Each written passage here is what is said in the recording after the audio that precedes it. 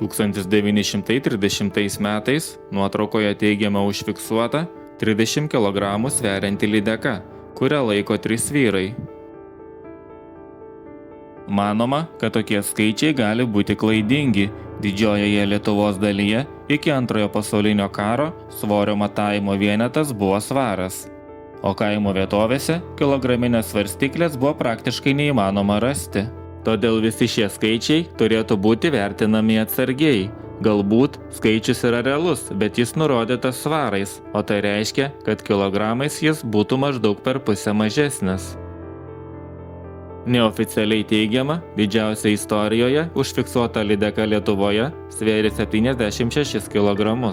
Šis rekordinis egzempliorius buvo nušautas 1904 metais Drūkšių ežere. Kitas šaltinis teigia, kad milžiniška žuvis nudobta Drevėtos ežere, kuris yra Baltarusijoje šalia Lietuvos sienos. Per ančių medžioklę pavasarį, kai ežerai būna patvinę, lydeka buvo užplaukusi ant seklumos. Taip ji ir buvo netyčia užminta ir nušauta. Šioje nuotraukoje užfiksuotas 1929 metais Nemune sugautas eršketas, kurio ilgis siekė daugiau nei 2 metrus. Žuvis svėrė 84 kg.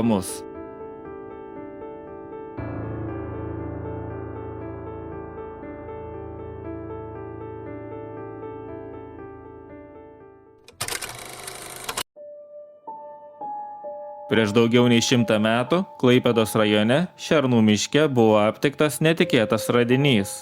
1900 metais pakėlus plokščią akmenį, po juo aptikta keista bronzinė figūrėlė, vos 14 cm aukščio, bet nepaprastai paslaptinga. Įvaizdavo žmogaus pavidalo būtybę, tarsi atkeliavusią iš kito pasaulio.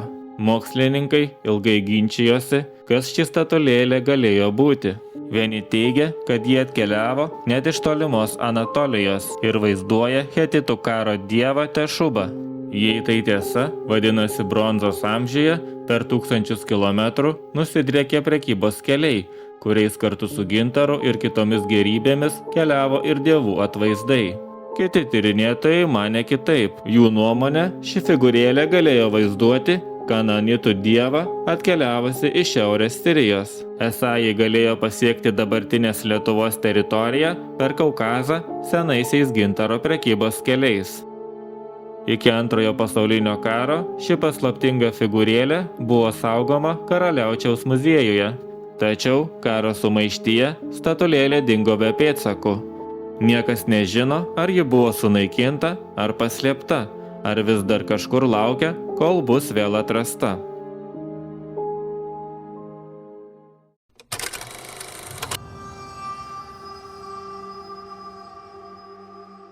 Vietiniai Palangos žmonės aplenkdavo šį pastatą, nes iš jo nuolat sklido keisti, nerimą keliantis garsai. Pasakojama, kad pirmoji vilos Anapelis savininkė grafienė Sofija Tiškevičienė viloje įrengė slaptą veidrodžių kambarį, kuriame kviesdavo vėles. Tikėta, kad dvasios įstrigdavo tarp veidrodžių ir negalėdavo grįžti į savo pasaulį. Kalbama apie pačios grafienės bei jos pasikorusios tarnaitės dvasias, kurios neva dar iki šiol pasirodo pastato koridoriuose. 2015 metais, restauruojant vilą, buvo aptikti unikalūs vėjo vargonai, kurie skleidė keistus, šiurpą keliančius garsus. Dėl jų vietiniai palangiškiai ilgą laiką vengdavo šio pastato, laikydami jį paslaptingu ir bauginančiu.